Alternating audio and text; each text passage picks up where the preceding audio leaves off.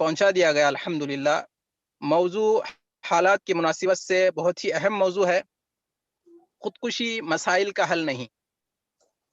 اس موضوع پر تفصیلی گفتگو کرنے کے لیے ہمارے درمیان موجود ہیں فضیلت الشیخ عبدالغفار سلفی حفظہ اللہ۔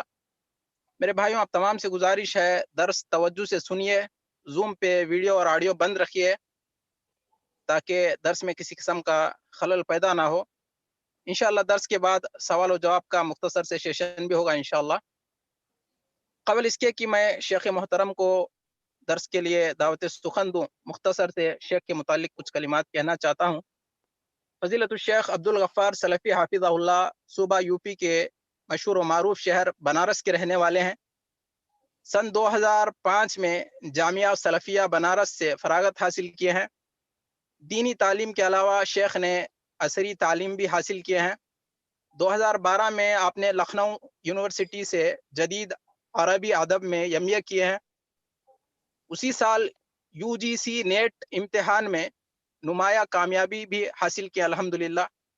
فی الحال شیخ بنارس ہندو یونیورسٹی سے عربی میں ڈاکٹر مقتدی حسن اظہری کی حیات و خدمات پر مقتدی حسن اظہری کی حیات و خدمات پر پی ایچ ڈی کر رہے ہیں۔ شیخ بحیثیت خطیب پورا انڈیا سفر کرتے رہتے ہیں، مختلف جلسوں میں اور کانفرنسوں میں الحمدللہ بلائے جاتے ہیں۔ اسی طرح شیخ کے مختلف مقامات پر مختلف موضوعات پر جمعہ کے خطبات بھی ہوتے رہتے ہیں۔ آپ کے علمی زندگی میں تبدیلی لانے والے بیانات یوٹیوب میں بے شمار ہیں، آپ وہاں پہ جا کے دیکھ سکتے ہیں۔ شیخ تحریری میدان میں بھی الحمدللہ کامیابی کے ساتھ آگے بڑھ رہے ہیں۔ اس کے علاوہ شیخ کے اور دیگر دینی خدمات ہیں۔ اللہ تعالیٰ ان خدمات کو شرف قبولیت سے نوازے، امت کے لیے اور شیخ کو بھی اور آپ کی خدمات کو بھی نفع بخش بنائے اور مزید توفیق سے نوازے۔ انہی کچھ کلمات کے ساتھ میں فضیلت الشیخ عبدالغفار سلفی حفظہ اللہ کو دعوت سخن دیتا ہوں۔ وہ آئیے اپنا موضوع خودکشی مسائل کا حل نہیں اس پر خطاب شروع کرے۔ فلیتفضل مشکورا و ماجورا فضیلت الشیخ عبدالغفار سلفی حفظہ اللہ۔ السلام علیکم ورحمۃ اللہ وبرکاتہ۔ الحمد للہ رب العالمین والصلاة والسلام علی سید الانبیاء والمرسلین وعلی آلہ واصحابہ اجمعین ومن تبعہم بإحسان الی یوم الدین، اما بعد، فاعوذ باللہ من الشیطان الرجیم، بسم اللہ الرحمن الرحیم، ولا تقتلوا انفسکم ان اللہ کان بکم رحیما۔ معزز ناظرین، میرے محترم بزرگوں، نوجوان بھائیوں، ماؤں اور بہنوں، اور زوم اور یوٹیوب پر اس وقت اس لائیو پروگرام میں شرکت کرنے والے میرے تمام دینی اور ملی بھائیوں، میں AIGC یہ جو ایک ادارہ ہے، اس ادارے کے ذمہ داروں کا میں شکر گزار ہوں کہ آج اس آن لائن پلیٹ فارم پر انہوں نے مجھے آپ کے سامنے روبرو ہونے اور کچھ دین کی بات پیش کرنے کا موقع عنایت فرمایا ہے۔ اللہ رب العالمین ہمارے ان بھائیوں کی ان دعوتی کوششوں کو قبول فرمائے اور اس پلیٹ فارم کے ذریعے ہم سب کو دین کی خدمت کرنے کی اور اللہ تعالیٰ کے دین کو اللہ کے بندوں تک پہنچانے کی توفیق عطا فرمائے، آمین۔ معزز ناظرین، انسانی زندگی دکھ اور سکھ دونوں سے عبارت ہے۔ ایسا نہیں ہو سکتا کہ انسان کی زندگی میں صرف سکھ ہو، صرف خوشیاں ہوں۔ انسان کی زندگی میں جہاں خوشیاں ہیں تو وہاں غم بھی ہے۔ انسان کی زندگی میں جہاں مسکراہٹ ہے وہاں آنسو بھی ہے۔ اللہ تبارک و تعالیٰ نے سورۃ النجم کی آیت نمبر 43 میں فرمایا کہ وَأَنَّهُ هُوَ أَضْحَكَ وَأَبْكَى، اللہ ہی ہے جو اپنے بندوں کو ہنساتا ہے اور اپنے بندوں کو رلاتا ہے۔ یعنی اللہ تبارک و تعالیٰ کے حکم سے اور اس کی بنائی ہوئی تقدیر کے مطابق ہماری زندگی میں ایسے واقعات اور ایسے حالات آتے ہیں کہ ہم ہنستے بھی ہیں، اور کبھی کبھی ایسے حالات بھی آتے ہیں کہ ہم روتے بھی ہیں، ہماری آنکھوں سے آنسو بھی آتے ہیں۔ تو ہماری جو زندگی ہے یہ مشقتوں اور پریشانیوں اور ٹربلز اور پرابلمز سے بھری ہوئی ہے۔ دنیا کی زندگی ایسا نہیں ہو سکتا کہ اس میں پرابلمز نہ آئے، اس میں ٹربلز نہ آئے، اس میں ٹینشن نہ آئے، اس میں دکھ نہ آئے۔ اللہ تعالیٰ نے سورہ بلد کی آیت نمبر 4 میں فرمایا کہ لقد خلقنا الانسان فی کبد، ہم نے انسان کو مشقتوں میں پیدا کیا ہے۔ انسان کی زندگی، انسان کی پیدائش سے لے کر کے اس کی موت تک کا جو پیریڈ ہے، یہ مشقتوں سے بھرا ہوا ہوتا ہے، یہ پریشانیوں سے بھرا ہوا ہوتا ہے۔ سورۃ الانشقاق کی آیت نمبر 6 میں اللہ تعالیٰ نے فرمایا کہ یا ایھا الانسان انک کادح الی ربک کدحا فملاقیہ، اے انسان تو اپنے رب کی طرف جو سفر طے کر رہا ہے یہ مشقتوں سے بھرا ہے، تو اپنے رب سے ملاقات کرے گا مشقتوں کے بعد، پریشانیوں کے بعد، تکلیفوں کے بعد۔ تو میرے بھائیو، انسان کی زندگی میں تکلیفیں نہ آئے، پریشانی نہ آئے، ایسا ہو ہی نہیں سکتا۔ اگر ایسی کوئی زندگی ہے جہاں کوئی دکھ نہیں، کوئی تکلیف نہیں، کوئی تھکاوٹ نہیں، کوئی ٹینشن نہیں، تو ایسی زندگی صرف جنت میں ملے گی۔ رب العالمین ہم سب کو وہ زندگی عطا فرمائے۔ معزز ناظرین، انسانی زندگی میں پریشانیاں آ جائیں، مسائل آ جائیں، ٹربلز آ جائیں، پرابلمس آ جائیں، تو ایک مسلمان ہونے کے ناطے ہماری ذمہ داری کیا ہے؟ ہماری ذمہ داری یہی ہے کہ ہم ان مسائل کو حل کرنے کی کوشش کریں، ان مسائل کو حل کرنے کی کوشش کریں، ان مسائل کا سامنا کریں۔ اللہ کے نبی صلی اللہ علیہ وسلم نے ایک مومن کا 2 کردار بتایا ہے زندگی کے اندر۔ زندگی میں 2 ٹائپ کے حالات ہوتے ہیں، 2 کیٹیگری ہوتی ہے حالات کی، ایک ہے کہ نعمت کے حالات ہیں، اور ایک ہوتا ہے کہ بھئی پریشانی اور مصیبت کے حالات۔ مومن ان دونوں قسم کے حالات میں شکر اور صبر کے ذریعے وہ کامیابی حاصل کرتا ہے۔ اللہ کے پیارے نبی صلی اللہ علیہ وسلم فرماتے ہیں، صحیح مسلم کی 2999 نمبر کی حدیث ہے، آپ نے فرمایا کہ عجبا لامر المؤمن، مومن کا معاملہ بڑا عجیب ہے، ان امرہ کلہ خیر، مومن ہر حال میں بھلائی میں رہتا ہے، ولیس ذالک لأحد الا للمؤمن، اور یہ چیز سوائے مومن کے کسی اور کو نصیب نہیں ہوتی۔ یعنی یہ آنر اور یہ اعزاز اور یہ مقام صرف مومن کو ملتا ہے کہ وہ ہر حال میں بھلائی میں ہے۔ ان اصابتہ سراء شکر فکان خیرا لہ وان اصابتہ ضراء صبر فکان خیرا لہ، مومن کے اوپر خوشحالی آتی ہے، نعمتیں ملتی ہیں، اولاد ملتی ہے، دولت ملتی ہے، کاروبار اچھا چلتا ہے، صحت ملتی ہے، تندرستی ملتی ہے، جوانی ملتی ہے، اپنی نعمتوں میں، اپنی خوشحالی میں مومن اللہ کا شکر ادا کرتا ہے، تو وہ نعمتیں، وہ خوشخبریاں، وہ اچھائیاں، وہ بھلائیاں مومن کے لیے خیر اور برکت کا باعث ہو جاتی ہیں۔ وَإِنْ أَصَابَتْهُ ضَرَّاءُ الصَّبْرُ، اور مومن کے اوپر جب کوئی تکلیف آتی ہے، کوئی بیماری آتی ہے، کوئی دکھ آتا ہے، تو مومن صبر سے کام لیتا ہے، فَكَانَ خَيْرًا لَهُ، اور وہ مصیبت اس کے لیے، صبر کی وجہ سے وہ مصیبت بھی اس کے لیے خیر اور برکت کا سبب بن جاتی ہے۔ معزز ناظرین، ہمارے پیارے نبی صلی اللہ علیہ وسلم کا اسوہ حسنہ ہمارے سامنے موجود ہے۔ پیارے نبی صلی اللہ علیہ وسلم کی زندگی میں بہت قسم کی ٹریجڈیز آئیں، بہت قسم کے دکھ آئے۔ آپ نے اپنی 3 بیٹیوں کے جنازے دیکھے، اپنے نرینہ بیٹے، اپنے بیٹے حضرت ابراہیم رضی اللہ تعالیٰ عنہ کو اللہ کے رسول صلی اللہ علیہ وسلم نے اپنی گود میں، اپنے ہاتھوں میں دم توڑتے ہوئے دیکھا ہے۔ اللہ کے پیارے نبی صلی اللہ علیہ وسلم نے اپنے وطن شہر مکہ سے دوری کی تکلیف سہی ہے۔ اللہ کے پیارے نبی صلی اللہ علیہ وسلم نے یتیمی کا درد سہا ہے، پیدا ہوئے باپ کا سایہ نہیں، 6 سال کی عمر میں ماں کا انتقال، یتیم تھے آپ، یتیمی کا درد آپ نے سہا ہے۔ اپنوں کی مخالفت آپ نے سہی ہے، آپ اوکاس کے بازار میں اور مکہ کے بازاروں میں اللہ کے دین کی دعوت کے لیے نکلتے تھے، اور آپ کا اپنا چچا ابو لہب وہ آپ کے پیچھے پیچھے گھومتا تھا، پھرتا تھا، اور لوگوں سے کہتا تھا کہ اس کی بات مت سنو، یہ تمہیں بے دین کر دے گا۔ وہ اللہ کے رسول صلی اللہ علیہ وسلم کی مخالفت کرتا۔ پیارے نبی صلی اللہ علیہ وسلم اپنوں کی مخالفت صحیح ہے۔ پیارے نبی صلی اللہ علیہ وسلم نماز پڑھ رہے ہیں اور آپ کی گردن میں چادر ڈال کے آپ کا گلا گھونٹنے کی کوشش کی۔ پیارے نبی صلی اللہ علیہ وسلم نماز پڑھ رہے ہیں اور آپ کے اوپر لا کر کے اونٹنی کی گندگی اور اونٹنی کے بچہ دانی لا کر کے ڈالی جا رہی ہے۔ یہ تمام حالات ہمارے نبی کے سامنے آئے، مگر ہمارے نبی ان حالات سے مایوس نہیں ہوئے، ہمارے نبی ان حالات کے آگے سرنڈر نہیں ہو گئے، ہمارے نبی نے ان حالات کو فیس کیا، ان حالات کا سامنا کیا، اللہ سے رجوع کرتے رہے، اللہ کے اوپر بھروسہ رکھا، اللہ کے اوپر توکل رکھا، اور اللہ نے اپنے نبی کو کبھی مایوس نہیں کیا۔ یاد کرو غار ثور کا وہ نازک موقع، پیارے نبی صلی اللہ علیہ وسلم اپنے یار غار سیدنا صدیق اکبر رضی اللہ تعالیٰ عنہ کے ساتھ غار ثور میں تھے، اور حالات یہ تھے کہ دشمن بالکل غار ثور کے قریب پہنچ گیا۔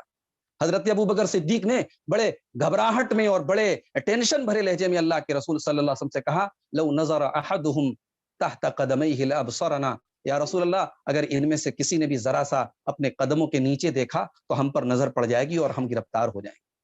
پیارے نبی صلی اللہ علیہ وسلم نے اس نازک موقع پر بھی اللہ کی ذات پر توکل کی مثال قائم کی. اس ٹینشن میں، اس پرابلم میں، اس ٹربل میں پیارے نبی صلی اللہ علیہ وسلم نے اپنی پوری امت کے لیے ایک مثال قائم کی. آپ جمے رہے، استقامت پر رہے. آپ نے حضرت ابوبکر صدیق سے کہا ما ظنک باثنین اللہ ثالثہما، اے ابو بکر ان دو لوگوں کے بارے میں تمہارا کیا خیال ہے جن کا تیسرا اللہ ہے؟ ہم دو نہیں ہیں، ہمارے ساتھ ایک تیسرا بھی ہے. اس رب کی رحمت، اس رب کی معیت، اس رب کی نصرت، اس رب کی تائید ہمارے ساتھ ہے. وہ رب اپنے عرش پر مستوی ہے اپنی ذات کے اعتبار سے، مگر اس کی رحمت، اس کا علم، اس کی قدرت ہمارے ساتھ ہے، اس کی تائید ہمارے ساتھ ہے، اس کی نصرت ہمارے ساتھ ہے. وہ رب ہمیں کبھی بھی پریشانیوں کے حوالے نہیں کرے گا، حالات کے حوالے نہیں کرے گا. محترم ناظرین، پیارے نبی صلی اللہ علیہ وسلم کے اوپر غزوہ احد میں کیسے حالات آئے. ایک ایسا بھی وقت آیا کہ دشمن کی بڑی تعداد کی دھونس آپ کے سامنے جمانے کی کوشش کی گئی. آپ کے اور آپ کے صحابہ سے کہا گیا بہت بڑا لشکر تم پر حملہ کرنے کے لیے آ رہا ہے. اس موقع پر پیارے نبی صلی اللہ علیہ وسلم اور صحابہ کے ایمان اور حوصلے میں کمی نہیں آئی. اس مصیبت کو دیکھ کر، اس ٹینشن کو دیکھ کر، اس پرابلم کو دیکھ کر پیارے نبی اور صحابہ مایوس نہیں ہوئے، بلکہ ان کے ایمان اور حوصلے میں اور اضافہ ہو گیا. سورہ آل عمران کی آیت نمبر 173 میں اللہ تعالیٰ فرماتا ہے کہ الذین قال لهم الناس ان الناس قد جمعوا لكم فاخشوهم فزادهم ایمانا وقالوا حسبنا اللہ ونعم الوکیل. کہ یہ میرے نبی کے صحابہ وہ لوگ ہیں کہ جب ان سے کہا گیا کہ بہت بڑا لشکر تمہارے لیے جمع ہو گیا ہے، فزادهم ایمانا، اس سے ان کا ایمان اور بڑھ گیا. اور اس مشکل بھرے وقت میں ان کی زبان سے بس ایک ہی جملہ نکلا، حسبنا اللہ ونعم الوکیل. اللہ ہمارے لیے انف ہے، اللہ ہمارے لیے کافی ہے، اور وہ سب سے بہترین کارساز ہے، وہ سب سے بہترین مدد کرنے والا ہے. معزز ناظرین، زندگی کے حالات سے ہم مایوس ہو جائیں، ایک مومن کبھی مایوس نہیں ہوتا. حالات کیسے بھی آ جائیں، پریشانیاں کتنی بڑی آ جائیں، مومن کبھی مایوس نہیں ہوتا. مایوس ہونا یہ مومن کی نشانی ہی نہیں ہے، یہ گمراہ لوگوں کی نشانی ہے، یہ کافروں کی نشانی ہے. اللہ تبارک و تعالیٰ نے قرآن کریم میں سورہ حجر کی آیت نمبر 56 میں فرمایا کہ وَمَن يَقْنَطُ مِن رَحْمَتِ رَبِّهِ إِلَّا الضَّالُّونَ، کہ اللہ کی رحمت سے مایوس تو وہی ہو سکتے ہیں جو گمراہ ہو گئے ہوں، جو بھٹک گئے ہوں. اسی طریقے سے حضرت یعقوب علیہ السلام نے اپنے بیٹوں سے جو بات کہی تھی، سورہ یوسف کی آیت نمبر 87 میں اللہ تعالیٰ نے نقل کی ہے وہ بات. حضرت یعقوب اپنے بیٹوں سے کہتے ہیں لا تیأسوا من روح اللہ، لا تیأسوا من روح اللہ، میرے بیٹو اللہ کی رحمت سے مایوس نہ ہونا. انہ لا ییأس من روح اللہ الا القوم الکافرون، اللہ کی رحمت سے تو وہی مایوس ہوتے ہیں جو کفر کرنے والے ہوتے ہیں، جو اللہ کے اوپر ایمان نہیں رکھتے ہیں. معزز ناظرین، اللہ کے پیارے نبی صلی اللہ علیہ وسلم کے اوپر ایک مرتبہ ایسے بھی حالات آئے، وہی الہی کا سلسلہ کچھ دن تک کے لیے رک گیا. اللہ کے نبی کو تانا دیا جانے لگا کہ آپ کے رب نے تو آپ کو چھوڑ دیا، آپ کے اوپر قرآن نہیں اتر رہا ہے. پیارے نبی صلی اللہ علیہ وسلم کے دل کو بڑی ٹھیس پہنچی، بڑا صدمہ لگا، بڑی تکلیف ہوئی اللہ کے نبی صلی اللہ علیہ وسلم کو. اللہ نے سورہ ضحیٰ کی آیت نازل کی اور اپنے نبی کو تسلی دی. اور یہ جو الفاظ اللہ کے نبی کو تسلی کے طور پر کہے گئے، یہ الفاظ صرف نبی کے لیے نہیں، پوری امت کے لیے یہ ایک سبق ہے میرے بھائیوں. اللہ نے اپنے نبی سے کہا والضحیٰ واللیل اذا سجا ما ودعک ربک وما قلی، واللیل اذا سجا ما ودعک ربک وما قلی. قسم ہے چاشت کے وقت کی، واللیل اذا سجا، اور قسم ہے رات کی جبکہ وہ چھا جائے. ما ودعک ربک وما قلی، اے نبی آپ کے رب نے آپ کو چھوڑا نہیں ہے، آپ کا رب آپ سے ناراض نہیں ہے. یہ الفاظ ایک مومن کے لیے، ایک مسلمان کے لیے مشکل بھرے حالات میں یہ برف کا کام کرتے ہیں میرے بھائی، یہ برف کا کام کرتے ہیں، یہ تسلی کا کام کرتے ہیں. ہر مسلمان ان الفاظ کو یاد کرے جب مصیبتوں کے بادل آپ کے اوپر چھا جائیں، جب پریشانیوں کی گھٹائیں آپ کو گھیر لیں، جب دکھوں اور مصیبتوں کا پہاڑ آپ کے اوپر ٹوٹ پڑے، تو اللہ کے نبی صلی اللہ علیہ وسلم کو جو تسلی دی ہے اللہ نے ان الفاظ میں، ان الفاظ کو یاد کر لیں. ما ودعک ربک وما قلی، اللہ کے بندے تو اکیلا نہیں، تیرا رب تیرے ساتھ ہے، تیرا رب تجھ سے ناراض نہیں، تیرے رب نے تجھے چھوڑا نہیں. وللآخرۃ خیر لک من الاولی، اور بعد والے حالات پہلے کے حالات سے بہتر ہوں گے. یہ یقین ہونا چاہیے، یہ ایمان ہونا چاہیے اے اللہ کے بندے تیرا. معزز ناظرین، ایک مسلمان، ایک مومن اللہ کی تقدیر پر ایمان رکھتا ہے، اور یہ تقدیر کا عقیدہ یہ ہمیں سکون عطا کرتا ہے. یہ تقدیر کا عقیدہ ہمیں یہ سبق دیتا ہے، ہماری تقدیر میں جو لکھا ہے کوئی چھین نہیں سکتا، اور جو نہیں لکھا ہے کوئی دے نہیں سکتا. حضرت عبادہ ابن صامت بڑے مشہور صحابی رسول ہے، ان کی وفات کا وقت ہے، ان کی وفات کا وقت ہے، ان کی وفات کا وقت ہے، آخری وقت ہے. ان کا بیٹا ولید بن عبادہ یہ اپنے باپ کے پاس آتا ہے اور باپ سے کہتا ہے کہ ابا جان اس آخری وقت میں کچھ وصیت کر دیجیے۔ تو حضرت عبادہ ابن سامت اپنے بچے سے کہتے ہیں کہ میرے بیٹے تو ایمان کی لذت نہیں پا سکتا، تو ایمان کا مزہ نہیں چکھ سکتا جب تک تو تقدیر پر ایمان نہ رکھے، اور ایک بات تو یقین رکھ لے اور باندھ لے اور جان لے انما اصابک لم یکن لیخطئک، کہ اے میرے بچے جو تجھے ملنے والا ہے وہ تجھ سے مس نہیں ہو سکتا، وہ تجھ سے چوک نہیں سکتا، جو اللہ نے تیری تقدیر میں لکھ دیا ہے کوئی روک نہیں سکتا۔ وما اخطأک وما اصابک لم یکن لیخطئک، اور جو تجھے نہیں ملنے والا کوئی دے نہیں سکتا۔ یہ مسند احمد کی 22705 نمبر کی صحیح حدیث ہے۔ معزز ناظرین، اللہ کے پیارے نبی صلی اللہ علیہ وسلم نے تقدیر کا عقیدہ ہمیں اور آپ کو دیا ہے، اللہ نے تقدیر کا عقیدہ ہمیں دیا ہے۔ یہ عقیدہ مصیبتوں میں، تکلیفوں میں، پریشانیوں میں ہمیں بکھرنے سے بچاتا ہے، ہمیں یہ بتاتا ہے کہ اگر یہ مصیبت ہے یہ ہماری تقدیر کا ایک حصہ ہے، یہ ہمیں اس تقدیر پر راضی رہنا ہے، یہ تقدیر اچھی ہو بری ہو، اس فیصلے میں ہمارا نقصان ہو ہمارا فائدہ ہو، ہمیں اس پر راضی رہنا ہے۔ یہ عقیدہ اور یہ ایمان ہمیں حالات میں بکھرنے نہیں دیتا ہے۔ اللہ کے پیارے نبی صلی اللہ علیہ وسلم اپنے چچا زاد بھائی، اپنے چچا کے بیٹے عبداللہ ابن عباس رضی اللہ تعالیٰ عنہ کو وصیت کرتے ہوئے کہتے ہیں، ترمذی کی 2516 نمبر کی صحیح حدیث ہے، کہتے ہیں کہ اے میرے بچے ساری کائنات مل کر کے تیرا کچھ بگاڑنا چاہے، لن یضروک، نہیں بگاڑ سکتی الا ما کتب اللہ لک، اللہ نے تیری تقدیر میں جتنا لکھا ہے وہی فائدہ تجھے پہنچے گا، اور جتنا نقصان تیری تقدیر میں لکھا ہے وہی نقصان تجھے پہنچے گا۔ پوری کائنات مل کر کے تجھے نقصان نہیں پہنچا سکتی، تجھے نفع نہیں پہنچا سکتی۔ رفعت الاقلام وجفت الصحف، اللہ کی تقدیر کے قلم اٹھا لیے گئے اور تقدیر کے صحیفے سوکھ چکے ہیں، تقدیر لکھی جا چکی ہے اور اسی تقدیر کے مطابق انسان کی زندگی آگے بڑھتی ہے۔ میرے بھائیوں، بہت سارے لوگوں کو لگتا ہے جب مصیبتیں بہت زیادہ آ جائیں، زندگی میں سمسیائیں اور ٹینشن بہت زیادہ آ جائیں، انہیں لگتا ہے کہ چلو بھائی اب ہم خودکشی کر لیں، اپنے آپ کو ختم کر لیں، سوسائڈ کر لیں تاکہ دنیا کے اس جھنجٹ سے نجات ملے۔ نہیں، خودکشی کر کے، سوسائڈ کر کے آپ دنیا کے مسائل سے تو نہیں بچتے، ہاں آخرت بھی آپ کی تباہ ہو جاتی ہے، دنیا کی مصیبتیں بھی آپ کی ختم نہیں ہوئی، اور ظاہر ہے کہ خودکشی خود ایک بیماری ہے، خودکشی خود ایک تکلیف ہے، خودکشی خود ایک بہت بڑا حادثہ ہے، تو دنیا کی مصیبتیں ختم تو نہیں ہوئی، آخرت کی مصیبتیں بھی آپ کے لیے شروع ہو گئی۔ تو یہ خودکشی بہت بڑا گناہ ہے میرے بھائی، گناہ کبیرہ ہے، اس سے ہمیں اور آپ کو بچنا چاہیے۔ کبھی ہماری پرابلمز کا سالوشن نہیں بن سکتی، یہ ہمارے مسائل کا حل نہیں بن سکتی۔ آپ وہ حدیث اپنے سامنے رکھیں، صحیح بخاری اور صحیح مسلم کی متفق علیہ حدیث ہے، صحیح بخاری کی 5778، صحیح مسلم کی 109 نمبر کی حدیث ہے۔ حضرت ابو ہریرہ رضی اللہ تعالیٰ عنہ حدیث کے راوی ہیں، پیارے نبی صلی اللہ علیہ وسلم فرماتے ہیں، من قتل نفسہ بحدیدۃ، جو کسی دھاردار چیز سے اپنے آپ کو قتل کرتا ہے، فحدیدتہ فی یدہ، تو وہ دھاردار چیز اس کے ہاتھ میں ہوگی، یتوجع بہا فی بطنہ، اپنے پیٹ میں وہ اس چیز کو وہ بھونکے گا، اپنے پیٹ میں اس چیز کے ذریعے اپنے پیٹ کو چاک کرے گا، فی نار جہنم خالدا مخلدا فیہا ابدا، اور ہمیشہ ہمیشہ جہنم میں رہے گا۔ ومن شرب سمن، اور جو زہر پی لے، فقتل نفسہ، اور زہر پی کر کے اپنے آپ کو ختم کر لے، فہو یتحساہ فی نار جہنم، تو وہ زہر جہنم کی آگ میں بھی وہ پیتا رہے گا، خالدا مخلدا فیہا ابدا، ہمیشہ ہمیشہ کے لیے۔ ومن تردى من جبل، اور جو کسی پہاڑ سے کود کر کے اپنے آپ کو ختم کر لے، فقتل نفسہ، اپنے آپ کو قتل کر دے، فہو یتردى فی نار جہنم خالدا مخلدا فیہا ابدا، تو جہنم کی آگ میں بھی ویسے ہی وہ ایک پہاڑ سے گرتا رہے گا اور اپنے آپ کو ختم کرتا رہے گا۔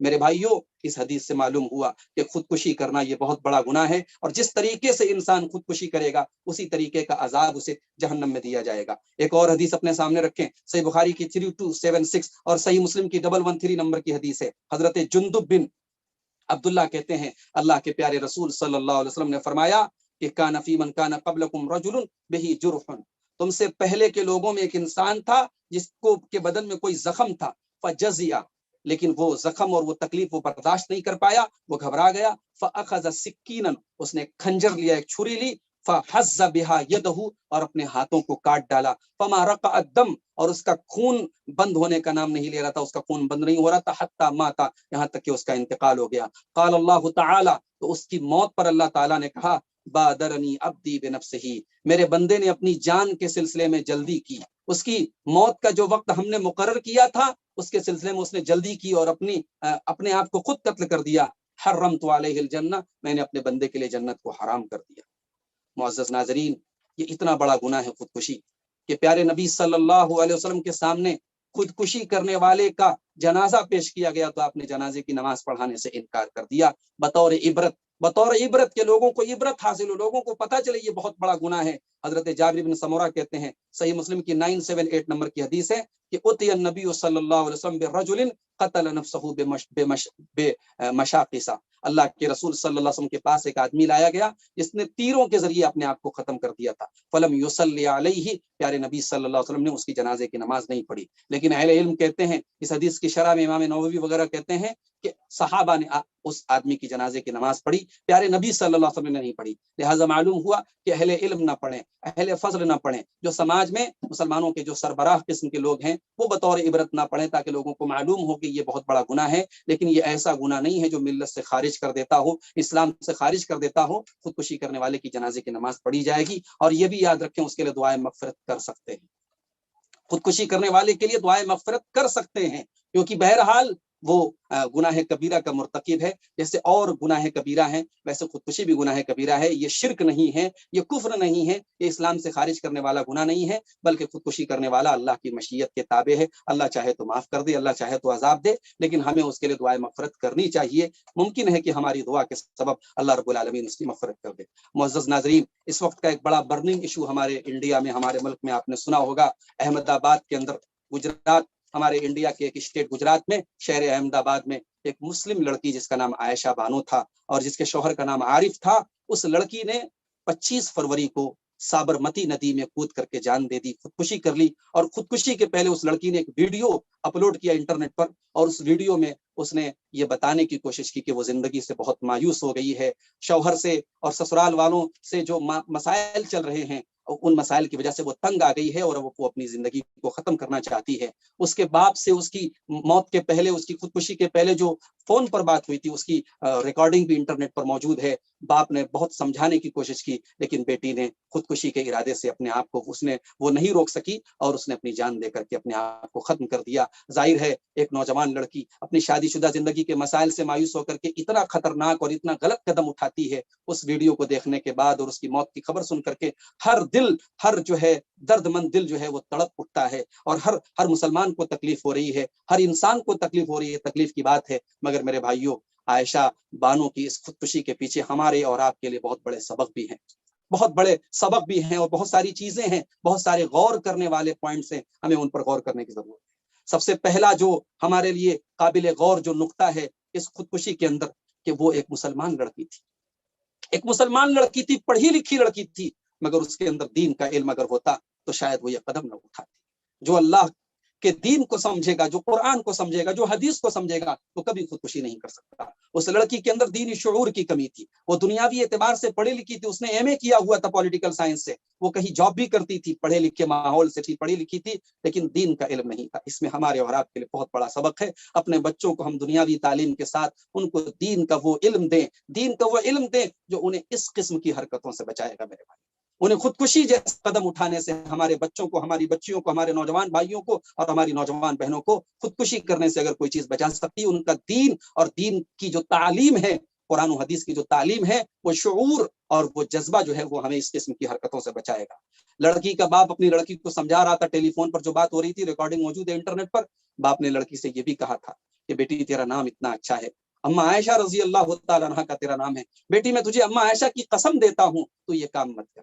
یہاں ظاہر ہے کہ ہمیں اور آپ کو یہ بات معلوم ہے کہ اسلام میں غیر اللہ کی قسم کھانا حرام ہے، اللہ کے علاوہ کسی اور کی قسم کھانا حرام ہے۔ اس سے یہ بھی معلوم ہوا کہ لڑکی عائشہ کے والد کے اندر بھی دین کی تھوڑی بہت تو سمجھ ہے، لیکن دین کا جو شعور ہونا چاہیے، جو علم ہونا چاہیے، وہ نہیں ہے۔ اسے یہ بھی نہیں پتا کہ حضرت عائشہ رضی اللہ تعالیٰ عنہ بہت اونچے مقام کی حامل خاتون تھیں، ہم سب کی ماں تھیں، مگر ان کی قسم ہم اسلام کے اندر نہیں کھا سکتے، الاؤڈ نہیں ہے میرے بھائی۔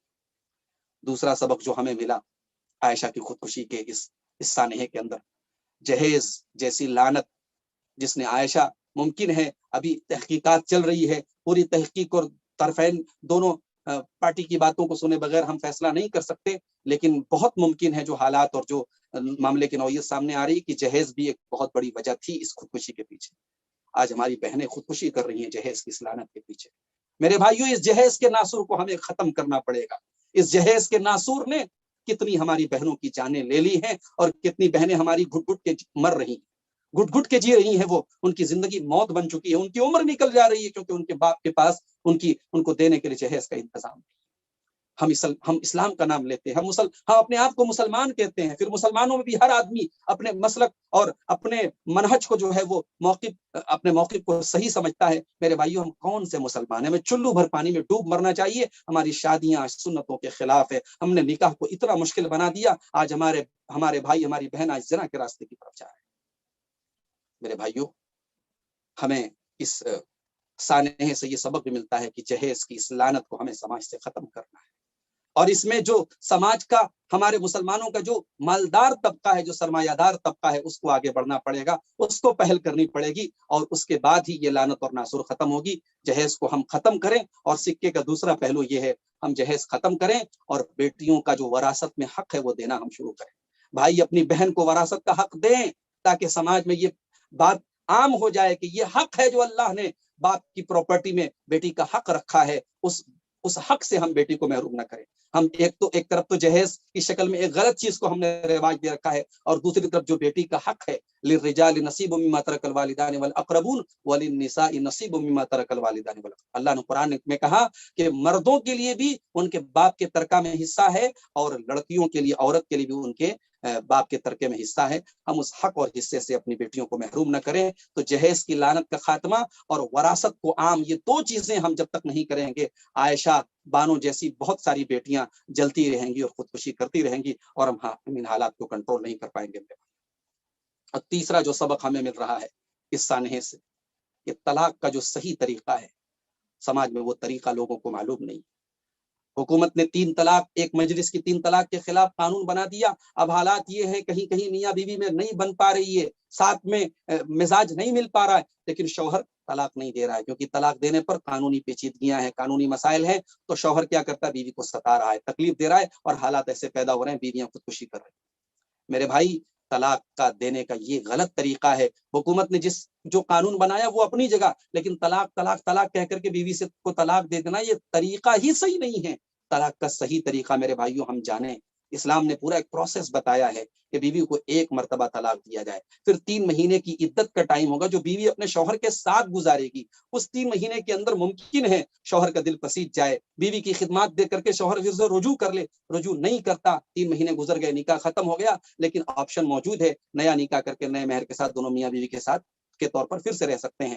اسلام نے یہ پروسیس 2 مرتبہ ہمیں دیا ہے۔ ہاں، تیسری طلاق کے بعد پھر یہ پروسیس نہیں ہے۔ تیسری طلاق کے بعد عدت جب گزر جائے گی، پھر وہ دونوں میاں بیوی ساتھ میں نہیں رہ سکتے۔ تیسری طلاق کے بعد فوراً معاملہ ختم ہو جائے گا۔ تو میرے بھائیوں، طلاق کا جو صحیح طریقہ ہے، اہل علم کو بھی چاہیے، عوام کو بھی چاہیے، اہل علم کو چاہیے اس کو بیان کریں، اور ہر مسلک کے لوگوں کو معلوم ہو کہ قرآن نے طلاق کا کیا طریقہ بتایا ہے، تاکہ طلاق کے تعلق سے جو غلط فہمیاں اور جو غلط طریقہ سماج میں رائج ہے وہ ختم ہو، اور جہاں واقعی میں میاں بیوی کے درمیان کوئی صورتحال ساتھ میں رہنے کی اور نبھنے کی نہیں بن پا رہی، اور طلاق ہی وہاں پہ سولوشن ہے، وہاں طلاق دے دی جائے، تاکہ اس قسم کے حالات نہ پیدا ہو کہ عورت جو ہے گھٹ گھٹ کر کے مرے، یا تو طلاق کا معاملہ ہو جائے یا خلا کا معاملہ ہو جائے۔ اس پر بھی ہمیں اور آپ کو غور کرنے کی ضرورت ہے۔ اور چوتھا سبق میرے بھائیوں، عائشہ بانو اس دینی بہن کے سانحے میں ہم کو یہ بھی ملتا ہے کہ لڑکی کے باپ کو اگر رشتہ کرتے وقت یہ پتا ہوتا کہ ہمارا ہونے والا داماد اتنا لالچی ہے، تو شاید وہ اپنی بیٹی کی شادی نہ کرتے۔ لیکن افسوس کی بات ہے کہ ہمارے یہاں شادیوں میں اور رشتہ ناتا طے کرنے میں ہم برادری دیکھتے ہیں، ہم اسٹیٹس دیکھتے ہیں، ہم لڑکے کی نوکری دیکھتے ہیں، لڑکے کا دین نہیں دیکھتے۔ لڑکا شرابی ہو، کبابی ہو، زانی ہو، سب چلے گا، لیکن بس ہمارے اسٹیٹس کا، ہماری برادری کا ہونا چاہیے۔ یہ سوچ ختم کرنے کی ضرورت ہے میرے بھائی۔ لڑکا ہو چاہے لڑکی ہو، رشتے میں دینداری کو ترجیح دو۔ لڑکا دیندار ہے، کھانے کمانے والا ہے، لڑکی کا نکاح کر دو۔ انشاءاللہ دینداری کی برکت سے، دین کی برکت سے، عمل صالح کی برکت سے اللہ اس کو اور مالدار بنائے گا اور بے نیاز بنائے گا۔ تو دینداری کو رشتے میں ترجیح دو۔ لڑکی جو گھر میں لاؤ اس کے تعلق سے بھی، اور لڑکی جس گھر میں دو اس کے تعلق سے بھی رشتے میں دینداری کو ترجیح دو۔ یہاں پر ایک بات میں کہنا چاہوں گا میرے بھائی، عائشہ بانو کے تعلق سے، ہمارے اس دینی بہن کے تعلق سے بہت سارے لوگ فیس بک اور سوشل میڈیا پر بڑے الٹے سیدھے کمنٹ کر رہے ہیں، فتویٰ بازی ہو رہی ہے، اس کو جہنمی قرار دیا جا رہا ہے۔ یقیناً خودکشی بہت بڑا گناہ ہے، مگر آپ کو جہنم کا سرٹیفکیٹ بانٹنے کا حق نہیں ہے۔ خودکشی بہت بڑا گناہ ہے، مگر یہ کفر اور شرک جیسا گناہ نہیں ہے، اس لڑکی کے لیے بہرحال ہم مغفرت کی دعا کر سکتے اور ہمیں کرنی چاہیے. اس نے جو کیا غلط کیا، مگر حالات سے تنگ آ کر کے کیا. ہمیں ان حالات کا جائزہ بھی لینا چاہیے، ان حالات کی اصلاح بھی کرنے کی کوشش کرنی چاہیے، اور اس لڑکی کے حق میں ہمیں مغفرت کی دعا بھی کرنا چاہیے. آخری بات میں یہ کہوں گا میرے بھائی، مسائل کا حل خودکشی نہیں ہے میرے بھائی، مسائل کا اور بھی حل ہے. مسائل میں سب سے بڑی جو چیز اسلام نے ہمیں دی، ہم صبر سے کام لیں. یہ صبر ہماری بہت بڑی طاقت ہے. اللہ نے قرآن میں فرمایا وَلَنَبْلُوَنَّكُمْ بِشَيْءٍ مِّنَ الْخَوْفِ وَالْجُوعِ وَنَقْصٍ مِّنَ الْأَمْوَالِ وَالْأَنفُسِ وَالثَّمَرَاتِ. میرے بندو، ہم تمہیں آزمائیں گے، کبھی بھوک کے ذریعے، کبھی خوف کے ذریعے، کبھی جان کی کمی، کبھی مال کی کمی، کبھی پھلوں کی کمی. وَبَشِّرِ الصَّابِرِينَ. لیکن اے نبی آپ بشارت سنا دے صبر کرنے والے. الَّذِينَ إِذَا أَصَابَتْهُم مُّصِيبَةٌ. یہ صبر کرنے والے کون ہیں؟ جب ان کے اوپر کوئی مصیبت آتی ہے تو وہ کہتے ہیں انا للہ و انا الیہ راجعون، ہم اللہ ہی کے لیے ہیں اور اللہ ہی کی طرف پلٹ کر کے جانے والے ہیں. تو میرے بھائیوں، ہمیں صبر کا دامن تھامے رہنا چاہیے. مصیبتوں میں ہمیں صبر کو نہیں چھوڑنا چاہیے. ہمارے نبی صلی اللہ علیہ وسلم کو اسوہ حسنہ ہمارے سامنے موجود ہے. آپ نے مشکل سے مشکل وقت میں صبر سے کام لیا ہے، اور جب ہمارے اوپر کوئی مصیبت آئے ہمیں ان کو دیکھنا چاہیے جو ہم سے بھی زیادہ مصیبت میں ہیں. اس دنیا میں اکیلے ہم دکھی نہیں، اس دنیا میں اکیلے ہم بیمار نہیں، اس دنیا میں اکیلے ہمارے ساتھ ٹریجڈی نہیں. ہم سے بڑی بڑی مصیبتیں لوگوں کے اوپر موجود ہیں، ہمیں ان کو دیکھ کر کے صبر ہو جانا چاہیے. اللہ کے پیارے نبی صلی اللہ علیہ وسلم فرماتے ہیں، صحیح مسلم کی 2963 نمبر کی حدیث ہے، آپ نے فرمایا انظروا الی من اسفل منکم. اپنے سے نیچے کے لوگوں کو دیکھو. ولا تنظروا الی من هو فوقکم. اپنے سے برتر لوگوں کو مت دیکھو. فهو اجدر الا تزدروا نعمت اللہ. جب تم اپنے سے نیچے اور اپنے سے کمتر اور کمزور لوگوں کو دیکھو گے تو اللہ کی نعمتوں کو حقیر نہیں جانو گے. میرے بھائیو، اللہ نے بہت ساری نعمتوں سے ہمیں نوازا ہے. ہم مصیبتوں میں جب یہ سوچنے لگتے ہیں کہ دنیا کا سب سے بڑا پریشان میں ہوں، یہ سوچنے کا غلط انداز ہے. آپ سے بھی زیادہ پریشان، آپ سے زیادہ بھی مسائل اور پرابلمز کے شکار دنیا میں لوگ ہیں. ان کو دیکھیں تو ہمیں اور آپ کو جو ہے تسلی ہوتی ہے، اور اللہ کی نعمتیں جو ہمارے پاس ہیں ان پر شکر کا جذبہ پیدا ہوتا ہے. مصیبتوں میں اللہ کا ذکر کرو، اللہ کو یاد کرو. اللہ کے ذکر سے سکون ملتا ہے. الا بذکر اللہ تطمئن القلوب. اللہ نے فرمایا سورہ رعد کی آیت نمبر 28 میں کہ میرے بندو اللہ کو یاد کیا کرو، اللہ کا ذکر کیا کرو. اٹھتے بیٹھتے چلتے پھرتے اللہ کو یاد کرو، اس سے تمہارے دلوں کو سکون ملے گا. اگر ہم ٹربلز میں ہیں، پرابلمز میں ہیں، مسائل میں ہیں، قرآن کریم کی تلاوت کریں. کسی اچھے قاری کی آواز میں قرآن کو سنیں.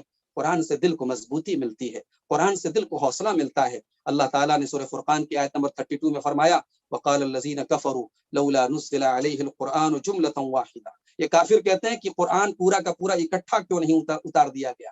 کذالک، اے نبی ہم تھوڑا تھوڑا قرآن آپ کے اوپر اتارتے ہیں، لنثبت به فؤادک، تاکہ آپ کے دل کو مضبوط کریں. تھوڑا تھوڑا قرآن نبی پر اترا تاکہ نبی کے دل کو مضبوطی ملے. قرآن دلوں کو مضبوط کرتا ہے میرے بھائی، قرآن دلوں کو طاقت دیتا ہے. ورت اللہ ترتیلا. اور اے نبی ہم نے اس قرآن کو ٹھہر ٹھہر کر کے آپ کو پڑھایا ہے. تو قرآن کی تلاوت کریں میرے بھائی، قرآن کی تلاوت کریں یا قرآن کی تلاوت سنیں، اس سے بھی انشاءاللہ آپ کو سکون ملے گا. اور آخری چیز یہ ہے کہ کبھی مسائل ہمارے اوپر آئیں، کبھی پریشانی ہمارے اوپر آئے تو ہمیں اس پر بھی غور کرنا چاہیے کہ ممکن ہے اس مصیبت میں، اس ٹریجڈی میں بھی ہمارے لیے کوئی خیر کا سبب باعث ہو. ایک بیوی ہے، شوہر سے پریشان ہے، شوہر بہت سارے حق ادا کر رہا ہے لیکن کچھ چیزوں میں پریشان کر رہا ہے. بیوی اللہ سے دعا کرے کہ اللہ میرے شوہر کی اصلاح کر دے، لیکن وہ یہ بھی یاد رکھے کہ وہ شوہر ہو سکتا ہے کہ کسی اعتبار سے اس کے حق میں بہتر. بیوی کے اندر کوئی خامی اور کوئی کمی ہو، شوہر اللہ سے اس کی اصلاح کی دعا کرے، ساتھ میں یہ یاد رکھے کہ ممکن ہے وہ بیوی اس کے لیے خیر کا باعث بنے. اللہ تعالیٰ نے سورہ بقرہ کی آیت نمبر 216 میں فرمایا کہ وَعَسَىٰ أَن تَكْرَهُوا شَيْئًا وَهُوَ خَيْرٌ لَكُمْ وَعَسَىٰ أَن تُحِبُّوا شَيْئًا وَهُوَ شَرٌ لَكُمْ. ہو سکتا ہے کہ تم کسی چیز کو پسند کرو اور وہ تمہارے لیے بری ہو، اور کسی چیز کو ناپسند کرو اور وہ چیز تمہارے لیے اچھی ہو. وَاللَّهُ يَعْلَمُ وَأَنتُمْ لَا تَعْلَمُونَ. اللہ جانتا ہے تم نہیں جانتے. تو میرے بھائیوں، مسائل کا حل یہ ساری چیزیں ہیں. صبر ہے، اللہ کا ذکر ہے، قرآن کی تلاوت ہے، نمازوں کی پابندی ہے، اللہ کے دین کی طرف رجوع ہے، توبہ اور استغفار ہے. مسائل کا حل خودکشی نہیں ہے. اللہ سے ہم دعا کرتے ہیں اللہ تعالیٰ ہمیں تمام قسم کی ذہنی اور نفسیاتی اور جسمانی الجھنوں سے اللہ تعالیٰ ہم سب کو نجات عطا فرمائے، ہمارے مسائل کو حل فرمائے. آخر میں آپ سب سے گزارش کرنا چاہوں گا، ہمارے وہ تمام بھائی، ہمارے وہ تمام اخوان جو اس وقت اس لائیو پروگرام میں شامل ہیں، میں ایک گزارش یہ کرنا چاہوں گا. بنارس میں جس علاقے میں رہتا ہوں میرے بھائیوں، ہمارے یہاں ایک اللہ کے گھر کے لیے، ایک مسجد کے لیے ہم لوگ ایک زمین لے رہے ہیں. وہ زمین تقریباً 80 لاکھ روپے کی ہے. 80 لاکھ میں سے الحمدللہ 45 لاکھ روپے کا انتظام ہو گیا ہے، اور تقریباً 35 لاکھ کی رقم اور ہمیں اکٹھا کرنی ہے. وقت ہمارے پاس کم ہے. وہ زمین یعنی حالات کچھ ایسے ہیں کہ اگر ہم نے زمین کو حاصل نہیں کیا تو وہ زمین ہاتھ سے نکل جائے گی، اور اس جگہ پر اس زمین کی، اللہ کے اس گھر کی، مسجد کی بڑی ضرورت ہے. تو اس سلسلے میں آپ سب کے سامنے ہاتھ پھیلاتا ہوں، اللہ کے اس گھر کے لیے آپ سے تعاون کی اپیل کرتا ہوں کہ اس اللہ کے گھر کی زمین میں آپ بڑھ چڑھ کے تعاون کریں تاکہ اللہ کا گھر وہاں پہ تعمیر ہو، مسجد تعمیر ہو. اللہ کے رسول صلی اللہ علیہ وسلم کی وہ حدیث اپنے سامنے رکھیں، من بنا للہ مسجدا بن اللہ لہ بیتا فی الجنہ. اللہ کے گھر میں آپ نے اگر حصہ لیا، اللہ آپ کے لیے جنت میں ایک محل تعمیر کرے گا. اور مسجد کی زمین میں آپ کا جو تعاون ہوگا وہ انشاءاللہ قیامت تک آپ کے لیے صدقہ جاریہ رہے گا، آپ کے والدین کے لیے صدقہ جاریہ رہے گا. اس مسجد میں تعاون کے لیے آپ مجھ سے پرسنل میرے واٹس ایپ نمبر پر کانٹیکٹ کر سکتے ہیں. میرا نمبر آپ نوٹ کر لیں، 750 انڈیا کا کوڈ لگا لیں +91، اور اس کے بعد میرا نمبر ہے 7505903672، 750-590-3672. یہ میرا نمبر ہے، اس کو نوٹ کر لیں. انشاءاللہ اس کے تعلق سے جو اکاؤنٹ نمبر ہے وہ میں آپ کو واٹس ایپ کر دوں گا، آپ اس میں اپنا تعاون بھیج سکتے ہیں. اکاؤنٹ نمبر اگر آپ نوٹ کرنا چاہیں، اگر آپ کے ہاتھ میں پین اور کاغذ ہو آپ نوٹ کر لیں. اکاؤنٹ جو ہے وہ احمدی میموریل ٹرسٹ کے نام سے ہے، اور HDFC بینک کا اکاؤنٹ ہے. اکاؤنٹ نمبر ہے 502014005212. اس اکاؤنٹ میں آپ اس مسجد کے لیے جو بھی آپ سے تعاون ہو سکے آپ تعاون کر سکتے ہیں، بھیج سکتے ہیں. اور جو بھی تعاون آپ بھیجیں اس کے سلسلے میں آپ جو ہے ہم سے اس نمبر پہ، ہمارے واٹس ایپ نمبر پہ جو میں ابھی آپ کی اسکرین پر بھی نظر آ رہا ہے 7505903672، اس نمبر پر آپ اطلاع دے سکتے ہیں. اور آپ اگر گوگل پے، فون پے وغیرہ سے بھی پیمنٹ کرنا چاہیں تو آپ مجھ سے اس نمبر پر کانٹیکٹ کریں. انشاءاللہ آپ کی وہ رقم مسجد کے فنڈ میں جمع کی جائے گی، اور اس کی جو ریسپٹ ہوگی، رسید ہوگی، وہ بھی انشاءاللہ واٹس ایپ کے ذریعے آپ کو دی جائے گی. تو آپ سب سے میں گزارش کرتا ہوں کہ بڑھ چڑھ کر کے اللہ کے اس گھر میں آپ حصہ لیں. اور آج کی اس گفتگو سے جو چیزیں ہمیں سیکھی ہیں، اللہ تعالیٰ ان باتوں پر ہمیں اور آپ سب کو عمل کرنے کی توفیق عطا فرمائے. رب العالمین ہمارے نوجوان بھائیوں کو، بہنوں کو، سب کو دینی شعور عطا فرمائے. جب تک ہم دنیا میں زندہ رہیں، اسلام پر زندہ رہیں، اور خاتمہ ہم سب کا ایمان پر ہو. نمبر بالکل صحیح ہے، نمبر ایک بار میں پھر سے ریپیٹ کر دیتا ہوں، 7505903672. یہی نمبر ہے، ابھی آپ کی اسکرین پر بھی نظر آیا تھا. یہ نمبر آپ تمام اخوان نوٹ کر لیں. والسلام علیکم ورحمۃ اللہ وبرکاتہ. وعلیکم السلام ورحمۃ اللہ وبرکاتہ. جزاکم اللہ خیرہ وبارک اللہ فیک، نفع اللہ بکم الاسلام والمسلمین. یہ تھے فضیلت الشیخ عبدالغفار سلفی حفظہ اللہ، آپ کے سامنے خطاب فرما رہے تھے. خودکشی مسائل کا حل نہیں، اس موضوع پر شیخ ماشاءاللہ قرآن و حدیث کی روشنی میں مدلل خطاب فرما رہے تھے. اللہ تعالیٰ شیخ کے علم میں، عمر میں، عمل صالح میں، اہل و عیال میں برکتوں سے نوازے. پیارے بھائیوں، اس کے بعد جو ہے مختصر سے سوال و جواب کا سیشن رہے گا. اگر موضوع سے ریلیٹڈ کوئی سوال ہے تو آپ ہینڈ ریس کر سکتے ہیں، انشاءاللہ شیخ محترم اس کا جواب دیں گے. جی بتائیں، کوئی سوال اگر ہو تو پیش کریں. رقیب بادشاہ بھائی اپنے پاس سے انمیوٹ کر کے سوال کر سکتے ہیں. السلام علیکم ورحمۃ اللہ وبرکاتہ. شیخ وعلیکم السلام ورحمۃ اللہ. جی بتائیں. شیخ، جیسے کہ ابھی عائشہ بانو نے جو خودکشی کی تھی، اس کے گھر والوں نے، اس کے یعنی کہ سسرال والوں نے اور شوہر نے اس کو اتنا مجبور کیا کہ وہ خودکشی کر لی اس نے، تو کیا ان پر یہ گناہ صادر ہوگا کہ وہ اس کا قتل ہوا ہے اس طرح؟ دیکھیے، بہرحال انہوں نے خودکشی کی ہے تو یہ گناہ تو انہوں نے کیا ہے، چاہے وہ شوہر نے مجبور کیا، شوہر نے ظلم کیا، لیکن خودکشی کرنے کا جواز نہیں بنتا. حالات جتنے بھی برے رہے ہوں، آپ یہ نہیں کہہ سکتے کہ ان کا خودکشی کرنا صحیح تھا یا وہ اس کے لیے مجبور تھی. خودکشی کرنے کے لیے کوئی مجبور نہیں ہوتا. ہاں یہ ہے کہ حالات ایسے پیدا کیے گئے تو اس خودکشی کے گناہ کا بہرحال شوہر بھی ذمہ دار ہوگا، اللہ تعالیٰ کے اس کی بھی پکڑ ہوگی. لیکن ہم پوری طریقے سے یہ نہیں کہہ سکتے کہ عائشہ بانو اس گناہ سے بری تھی. لیکن ہاں، ہم اللہ سے دعا ضرور کریں گے کہ اللہ تعالیٰ ان کے اللہ تعالیٰ معاف کرے، ان کی بخشش فرمائے، اور ان کو جو ہے آخرت میں ان کو سکون اور راحت نصیب فرمائے. جزاک اللہ خیر. وہی آمین. اور کوئی سوال؟ عبداللہ بھائی اپنے پاس انمیوٹ کر کے سوال کر سکتے ہیں. جی شیخ، السلام علیکم ورحمۃ اللہ وبرکاتہ. وعلیکم السلام ورحمۃ اللہ وبرکاتہ. جزاکم اللہ خیر واحسن الجزاء. وہی بارک اللہ فیک. شیخ، ابھی جب حالات تنگ ہو جاتے ہیں یا کوئی ظلم کرتے ہیں تو وہ خودکشی ہو جاتے ہیں، یا وہ جو تنگ کر رہے ہیں وہ لوگ کو قتل کر دیتے ہیں یا کچھ کر دیتے ہیں. جی یہ کیسے شیخ، اس کے بارے میں بتائیں. نہیں سمجھے سوال آپ کا، پھر سے ریپیٹ کریں. ابھی کوئی آدمی تنگ کرتے ہیں یا ظلم کرتے ہیں، اس حالت میں وہ جو لوگ तंगी हो गए हैं वो खुदकुशी कर लेते हैं, या जो आदमी तंग या जुल्म कर रहे हैं वो लोग को कत्ल कर रहे हैं? जी ये कैसे है? देखिए, तंग करना और जुल्म करना ये भी हराम है, और उस तंग करने वाले और जुल्म करने वाले को हम कत्ल करें ये भी जायज नहीं है, सही नहीं है। देखिए, ऐसा होता है कि हम मसाइल का जो हल है गलत तरीके से हम करने की कोशिश करते हैं। अगर हम पर कोई जुल्म कर रहा है तो हम उस जुल्म का जो सही तरीका है, जो इस्लामी तरीका है, हम उस जुल्म का मुकाबला वैसे करें। भाई, अगर हमारी जान पर कोई हमला कर रहा है, हमारे माल पर कोई हमला कर रहा है, तो इस्लाम ने हमें मुकाबला करने की इजाजत दी है। मुकाबले में अपनी जान को बचाने में अगर हम शहीद भी हो जाएं, कत्ल हो जाए, तो हम शहीद माने जाएंगे, अल्लाह के रसूल की हदीस मौजूद है। लेकिन खुदकुशी कर लेना ये तो गुनाह है, इसकी इजाजत आपको नहीं दी जा सकती। बारकल्लाह फीक शेख। अबू ईसा अपने पास अनम्यूट करके सवाल कर सकते हैं। जी, अस्सलाम वालेकुम रहमतुल्लाहि व बरकातहू। वालेकुम अस्सलाम रहमतुल्लाह। जी बताएं। जी शेख, मैं सवाल ये था कि सवाल हमें आया था, तो हाल ही में हम देख रहे हैं कि कुछ ऐसे न्यूज़ेस आते हैं, महीने वाली जी बच्चियां 2-3 साल, 6 साल, 5 साल, 8 साल, इस तरह की छोटी छोटी बच्चियों को ज़िंदा करके लोग कत्ल कर देते हैं। तो ये जो जी मामले जी चल रहे हैं, क्या ये इन बच्चियों की कदर समझे या इनको समझे, ये क्या समझे शेख इस चीज को? मतलब ये आप जो एबॉर्शन की बात कर रहे हैं क्या, जो माँ के पेट में बच्चों को मार डालते हैं, उसके बारे में बात कर रहे हैं? जो छोटे बच्चियों को, मतलब 6 साल, 8 साल, 9 साल, बहुत सारे न्यूज़ेस आए हैं, जबर करके उनको कत्ल कर अच्छा, देते हैं कुछ जालिम लोग। तो किडनैप करके बच्चों को? जी जी, किडनैप रेप करके शेख, जैसा जो रेप कर, जाहिर है कि देखिए, जी ये बहुत बड़ी दरिंदगी है, हैवानियत है। इस्लाम तो क्या, यानी इंसानियत के भी खिलाफ है ये बात। एक इंसान दूसरे इंसान को कत्ल करे, ये तो इंसानियत के भी खिलाफ बात है।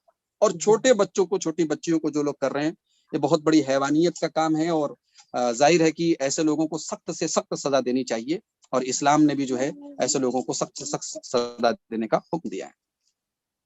शेख, मेरा एक भाई सवाल ये है कि इसमें जी, ये क्या ये कदर में शामिल है या ये आजमाइश? अगर आजमाइश है तो किसके लिए, इन बच्चों के लिए या उन बच्चों के वालिदैन के लिए?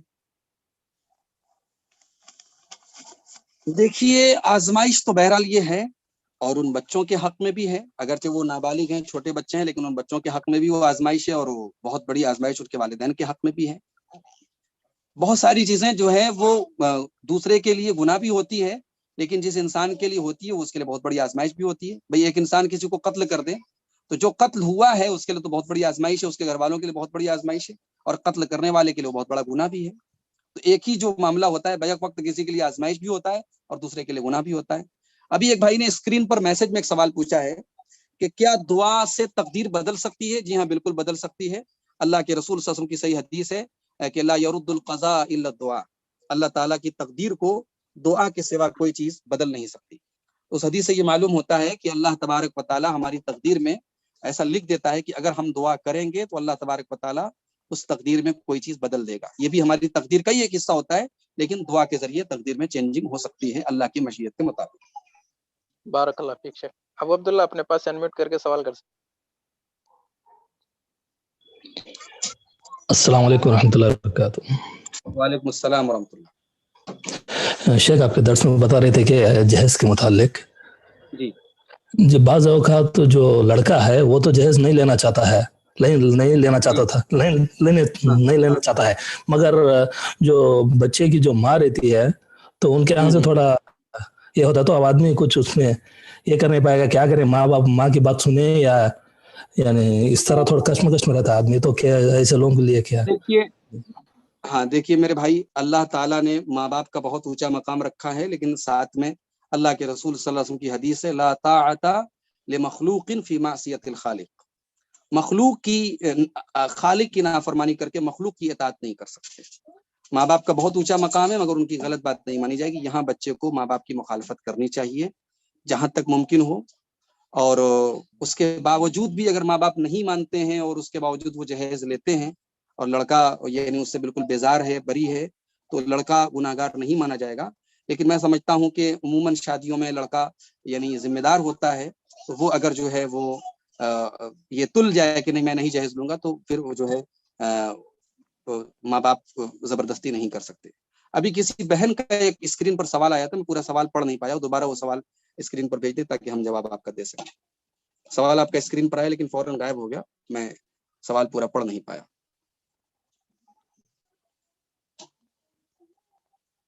شیخ دوسرے بھائی کا سوال لیں گے. شیخ میں پڑھتا ہوں چھٹ کا سوال میں انشاءاللہ.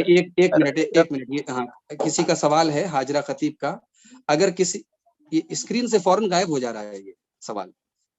مجھے دکھ رہا ہے شیخ, میں بولوں گا انشاءاللہ. ہاں بتائیں. سوال ہے شیخ, اگر کسی کا شوہر گالی دیتا ہے اور مارتا ہے غصے کی حالت میں, اس کے علاوہ سارے حق دیتا ہے, ایسی صورت میں بیوی کیا کرے؟ سالوں سے یا معاملہ ہے, سالوں سے یہ معاملہ ہے. جی دیکھیے, ظاہر ہے کہ ایسا شوہر بہت بڑا ظالم ہے اور اللہ اور اس کے رسول کی نافرمانی کر رہا ہے. اب بیوی اگر چاہے تو ایسے شوہر سے علیحدگی اختیار کر لے, شریعت نے اس کو آپشن دیا ہے, اور اگر وہ صبر کے ساتھ رہتی ہے تو اللہ تعالیٰ انشاءاللہ اس کا بہتر بدل اس کو آخرت میں دے گا, اور دنیا کے صبر کا اس کو آخرت میں اس کو اجر ملے گا. اور اس شوہر کے ساتھ اگر وہ آخرت میں نہیں رہنا چاہے گی تو اللہ تعالیٰ دوسرے کسی مومن کے ساتھ اس کو جنت میں رکھے گا.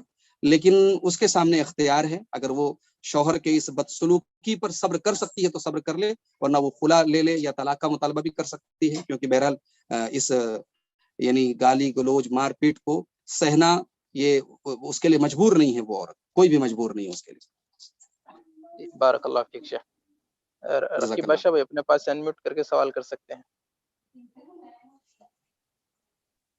السلام علیکم ورحمۃ اللہ وبرکاتہ. وعلیکم السلام ورحمۃ اللہ. شیخ سوال ذرا موضوع سے ہٹ کر ہے شیخ. جی بتائیں. شیخ جیسے کہ کچھ لوگ ٹیلی فون جب ہم کرتے ہیں تو وہ اٹھا کر آگے سے سلام کرتے ہیں شیخ, تو یہ کیا درست ہے شیخ؟ دیکھیے, اگر آپ اپنی جان پہچان کے کسی انسان کو سلام کر رہے ہیں یا آپ کو پتا ہے کہ سامنے والا مسلمان ہے تو بے شک آپ السلام علیکم ورحمۃ اللہ سے بات اسٹارٹ کریں, اور سامنے والے نے اگر آپ کو کال کیا, اس نے ڈائریکٹ سلام کیا تو آپ بالکل سلام کا جواب دے دیں, کوئی حرج نہیں, بلکہ ایسا ہی کرنا بہتر ہے. ہمارے جو ہیلو کے ذریعے اصل میں کرتے ہیں تو اس سے بہتر ہے یہ صورت کہ ہم سلام سے ہی بات کا آغاز کریں. نہیں شیخ, سوال میرا اس طرح تھا کہ میں نے شیخ البانی رحمہ اللہ کا ایک قول سنا ہوا ہے کہ جیسے کہ آدمی جب گھر میں سے باہر سے جب آدمی گھر میں داخل ہوتا ہے تو وہ لوگوں کو جو گھر میں ہے سلام کرتا ہے, تو اس طرح شیخ البانی رحمہ اللہ نے کسی کو ان کی دوست کے گھر ٹیلی فون کیا تو ان کی لڑکی نے آگے سے فون اٹھا کر کہا السلام علیکم ورحمۃ اللہ, تو انہوں نے فون رکھ دیا. بعد میں ان کے دوست کو بلا کر کہا کیا تم نے اپنی بیٹی کو یہ تعلیم دی ہے؟ میں نے جب ٹیلی فون کیا تو میرا حق تھا کہ میں سلام کروں, نہ کہ آپ کا. اچھا, تو جو بھی لوگ بھائی لوگ سلام میں پہل کرنے والے کی فضیلت ہے اور پہل کرنی چاہیے. تو ظاہر ہے کہ کال جس نے کسی کو کیا ہے تو کال کرنے والے کا حق ہے کہ وہ سلام کرے, اور تعلیم بھی یہی دینی چاہیے کہ جب آپ کسی کو کال کریں تو کال کرنے والا سلام کرے. تو شیخ البانی رحمہ اللہ کا یہ قول میں نے تو نہیں پڑھا ہے, لیکن بات اپنی جگہ صحیح ہے کہ جیسے آنے والا مجلس کے اوپر سلام کرے گا نہ کہ مجلس اس کو سلام کرے گی, ویسے ہی جیسے کال ہم کسی کو کریں گے تو جس نے کال اٹھایا ہے وہ نہیں سلام کرے گا بلکہ ہم سلام کریں گے. اے بیٹی خاموش رہیے, ریکارڈنگ ہو رہی ہے. تو شیخ جب میں جب کسی کو ٹیلی فون کرتا ہوں تو وہ لوگ سلام کرتے ہیں تو میں ان کا جواب نہیں دیتا ہوں, لیکن میں نہیں, آپ کرتا ہوں اگر آپ کے سلام کرنے کے پہلے انہوں نے سلام کر دیا تو آپ جواب دے سکتے ہیں, کوئی حرج کی بات نہیں. تو اگر جواب نہ دوں تو کوئی گناہ ہے شیخ میرے اوپر؟ اگر میں جواب نہ دوں تو کوئی گناہ ہے سلام کا؟ اگر آپ نے سلام سن لیا ہے تو گناہ کی بات تو نہیں ہے, لیکن بہتر ہے کہ آپ جواب دیں, اس لیے کہ اللہ تعالیٰ نے قرآن میں فرمایا کہ جب تمہیں سلام کیا جائے تو فحیوا بأحسن منها او ردوها, تو اس سے اسی جیسا جواب دو یا اس سے بہتر جواب دو, تو اس لیے جواب دے دیں آپ, وہی زیادہ بہتر ہے. جزاک اللہ خیر شیخ. وہی شیخ احمد اپنے پاس سے انمیوٹ کرے, کوئی ہینڈ ریس نہ کرے, اس کے بعد انشاءاللہ انہی سوالوں پر اتفاق کریں گے, 2-3 سوالوں پر. شیخ احمد اپنے پاس سے انمیوٹ کر کے سوال کر سکتے.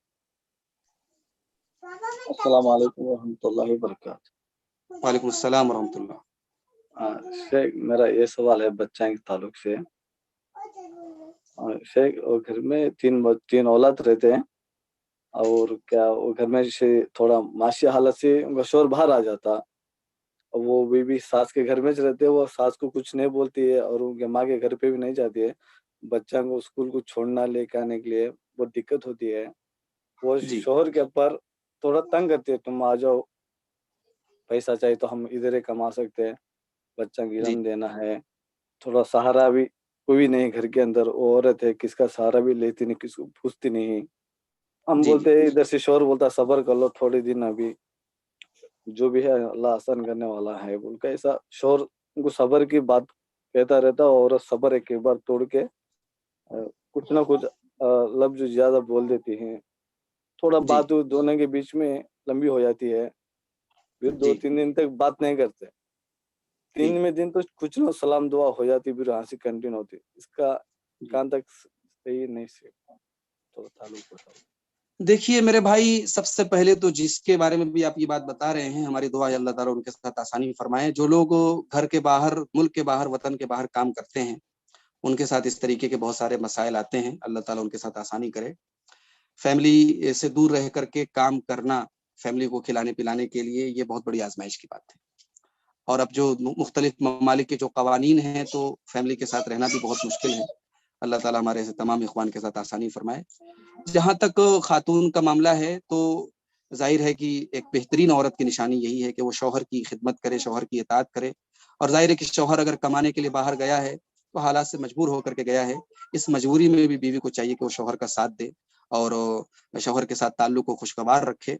और बच्चों की तरबियत, चूँकि बाप बाहर है, तो बच्चे उसके पास अगर हैं तो उनकी सही तालीम और तरबियत ये बीवी की जिम्मेदारी है। इसको लेकर के बिला वजह घर में टेंशन का माहौल बनाना सही नहीं है।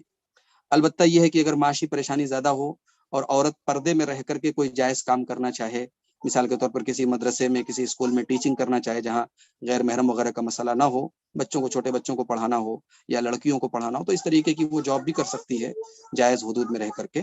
तो इससे जो है घर में माशी मसाइल हल हो सकते हैं। तो जाहिर है कि शौहर की भी जो जिम्मेदारियां हैं, शरई हुदूद में रह करके शौहर उनको अदा करे, बीवी की जो जिम्मेदारियां हैं बीवी उनको अदा करे। तो इस तरीके से इंशाल्लाह मामला बन सकते हैं। अल्लाह ताला दोनों को सही समझ अता फरमाए। आमीन, अल्लाहुम्मा आमीन या रब। शेख दस्तगीर अपने पास से अनम्यूट करके सवाल कर सकते हैं। जी, उसके बाद ये एक आखिरी आखिरी सवाल सवाल है इंशाल्लाह इंशाल्लाह। रहेगा। जी जी जी इंशाल्लाह, बताएं। दस्तगीर भाई अपने पास से अनम्यूट करके सवाल कर सकते हैं। दस्तगीर भाई शायद नहीं सुन पा रहे हैं या समझ नहीं पा रहे हैं। अपने जूम जी ऐप जी में म्यूट का जो बटन है उसको अनम्यूट कर लें और अपनी बात कहें, दस्तगीर भाई। चलिए शेख भाई आ गए आ गए। हेलो, जी जी बताएं। अस्सलाम वालेकुम। वालेकुम सलाम, जी बोलें। जी शेख साहब, वो जो मदीना में नबी सल्लल्लाहु अलैहि वसल्लम की जो खबर है, उनके जी, साथ 2 खबर है, पूरे 3 खबर है। उस जगह में एक जगह खाली है, वो किस लिए रखे हैं, उसका सवाल चाहिए। उस जगह में एक जगह खाली है। अब मैंने ये सुना बात है। मेरे लिए, ये मेरे इल्म में ये चीज नहीं है कि वहाँ एक जगह खाली है। मुझे इतना मालूम है कि उस हुजरे में, हजरत आयशा के हुजरे में 3 ही कब्रों की जगह थी और वो तीन कब्रें हैं वहाँ। चौथी जगह कब्र की अगर खाली है भी, तो ये कोई ऐसा सवाल नहीं है कि जिससे हमारा दीन का कोई मसला जुड़ा हो। इसलिए कि जाहिर है कि ये सारा मामला अल्लाह के रसूल सल्लल्लाहु अलैहि वसल्लम की वफात के बाद का मामला है। और हजरत अबू बकर या उमर रजी अल्लाह अन्हु को जो दफन किया गया, तो जाहिर है कि अल्लाह के रसूल सल्लल्लाहु अलैहि वसल्लम ने ऐसा कोई हुक्म नहीं दिया गया था। ये इन लोगों की अपनी ख्वाहिश थी और इनकी ख्वाहिश के मुताबिक उनको दफन किया गया। तो ये सवाल जो है मेरे भाई, जी शेख वो आने वाले जो क़यामत के दिन में जो ईसा अलैहिस्सलाम आएंगे, उनके लिए शायद वो रखा बोल के सुना था। वो मेरे इल्म में ये बात नहीं है। इसकी मजीद तहकीक के बाद में कोई बात इस बारे में बता सकता हूँ। शुक्रिया शेख। जी बारकल्लाह फीक। शेख एक आखिरी सवाल है शेख।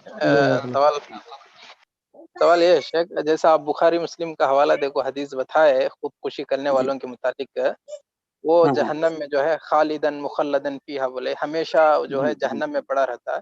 तो अब ये खुदकुशी करने से इस्लाम से खारिज नहीं होते हैं अगर ईमान वाले मुवहिद हैं, वो बड़ा गुनाह किए हैं, लेकिन ये जहन्नम में हमेशा के लिए रहते हैं बोल के जो हदीस में लफ्ज़ आए, इसको कैसा समझना है शेख? देखिए, बहुत सारे गुनाहों के बारे में कुरान और सुन्नत में खालिदन मुखल्लदन फीहा का लफ्ज आया है, लेकिन शरीयत का एक उसूल है कि हम किसी आयत को दूसरी आयतों की रोशनी में भी समझेंगे, किसी हदीस को दूसरी हदीसों की रोशनी में भी समझेंगे। अगर खुदकुशी करने वाला हमेशा जहन्नम में रहने वाला होता या मुशरिक और काफिर होता, तो प्यारे नबी सल्लल्लाहु अलैहि वसल्लम ने जैसे खुद जनाजे की नमाज नहीं पढ़ी, तो सहाबा को भी आप मना करते, लेकिन सहाबा को आपने पढ़ने का इजाजत दी और सहाबा ने पढ़ी है। और दीगर अहादीस और दलाइल भी इस सिलसिले में मौजूद हैं। तो इससे अहले इल्म ने ये इस्तिदलाल किया है कि जहाँ खालिदन मुखल्लदन फीहा का लफ्ज आया है, वो बतौर मुबालगा आया है, या ये कह लीजिए बतौर इबरत आया है, और उस गुनाह की कबाहत बयान करने के लिए आया है। حقیقت میں شرک اور کفر کے علاوہ جو بھی گناہ ہیں تو وہ اس کا مرتکب جو ہے وہ گناہ کبیرہ کا مرتکب ہے، اور وہ خالدن مخلدن فیہا فی النار نہیں رہے گا، وہ ہمیشہ جہنم میں نہیں رہے گا، بلکہ اللہ کی مشیت کے تابع رہے گا۔ اور اس سلسلے میں قرآن و سنت کے بہت سارے نصوص اس پر دلیل کے طور پر موجود ہیں، تو ان حدیث کو ہم ان نصوص کی روشنی میں سمجھیں گے۔ سمجھ رہے ہیں؟ بارک اللہ فیک شیخ۔ جی شیخ، شیخ دو سوالات چیٹنگ میں آگے شیخ اجازت ہے تو انہی پر ختم کریں گے انشاءاللہ، کوئی بھی پھر چیٹنگ میں بھی سوال نہ کرے۔ بارک اللہ فیک شیخ۔ جی جی شیخ بہن شاید وہ پوچھ رہے ہیں، شیخ کوئی عورت پردے میں رہ کر نیٹ ورکنگ کا ورک کر سکتی ہے، نیٹ ورکنگ کا کام کر سکتی ہے؟ نیٹ ورکنگ سے ریلیٹڈ جتنی بھی کمپنیز ہیں اور ان کا جو کام ہے وہ شرعاً جائز نہیں ہے، اس کے بارے میں علماء کے فتاوے موجود ہیں، ان کے اندر یا تو دھوکہ پایا جاتا ہے یا جوا کی شکل پائی جاتی ہے، یا پھر اس کے اندر جو ہے جو اسلامک جو کنڈیشنز ہیں بزنس کی، ٹرانزیکشن کی، لین دین کی، نیٹ ورکنگ میں کوئی نہ کوئی اس میں سے کنڈیشن جو ہے وہ اس میں کمی رہتی ہے، اس لیے نیٹ ورکنگ کی تمام شکلیں ناجائز ہیں، غلط ہیں، اور وہ عورت یا مرد کسی کے لیے بھی جو ہے نیٹ ورکنگ کمپنی کو جوائن کرنا اور اس میں کام کرنا صحیح نہیں ہے، اس میں بہرحال کہیں نہ کہیں غرر اور دھوکہ پایا جاتا ہے، اس میں ہر تمام قسموں پر غور کرنے کے بعد علماء اسی نتیجے پر پہنچے ہیں۔ واللہ اعلم بالصواب۔ بارک اللہ فیک شیخ۔ سوال بھائی پوچھ رہے ہیں، شیخ السلام علیکم، اگر ایک انسان سوسائڈ کیا تو کیا وقت مقررہ سے پہلے ہی اس کی زندگی ختم ہو جاتی ہے، جبکہ مقررہ وقت تو سوسائڈ ہی تک ہوتی ہے، وہی تقدیر میں لکھا ہوتی ہے، اس طرح پوچھ رہے ہیں شیخ بھائی۔ جی دیکھیے، تقدیر کا مسئلہ یہی ہے، تقدیر جو ہے وہ اس کی بعض چیزیں ایسی ہیں جو ہماری سمجھ کے باہر ہے، ہماری تقدیر میں ہماری جو موت کا ٹائم ہے وہ لکھا ہے، لیکن ہمیں نہیں معلوم کہ وہ کب لکھا ہے۔ ہم حادثے کے ذریعے بھی مرتے ہیں تو ہمیں لگتا ہے کہ اچانک یہ حادثہ ہو گیا، لیکن ظاہر ہے کہ ہماری تقدیر میں وہ حادثہ لکھا تھا۔